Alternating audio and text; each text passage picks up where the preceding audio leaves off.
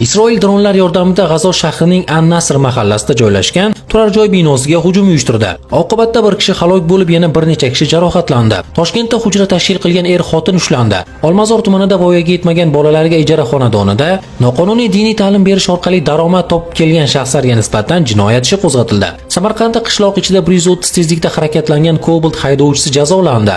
Aholi yashash punktida belgilangan tezlik me'yorlarini buzib, harakatlangan avtomobil rulida bo'lgan shaxsning haydovchilik guvohnomasi ham bo'lmagan. Samarqand viloyati hokimi o'qituvchilarga ko'chalar nazoratini topshirishni buyurdi. Aziz Boboyevning fikricha, biriktirilgan o'qituvchilar har kuni o'sha ko'chada piyoda yurib, uning tozaligi, daraxtlarning ahvoli, nogironlarga qaratilgan qulayliklarni o'rganadi.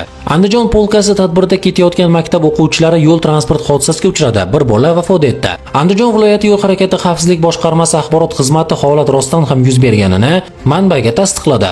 Avariyaga uchragan o'quvchilarning qolgani shifoxonaga yotqizilgan, ularning ahvoli yaxshi ekanligi aytilmoqda. Venesueladagi kuchli zilzilalar tufayli Karakas xalqaro aeroporti faoliyati, metro va temir yo'l qatnovi ham to'xtatildi. AQSh Venesuelaga qidiruv-qutqaruv guruhlari va favqulodda yordam vositalarini yuboradi. Nyu-Yorkdagi qamoqxonada bo'lib turgan Venesuela sobiq prezidenti Nikolas Maduro zilzilalar ortidan xalqi bilan birdamligini aytdi. Kunning qiziqarli va dolzarb mavzulari Qora xabarning ijtimoiy tarmoqlarida obuna bo'ling.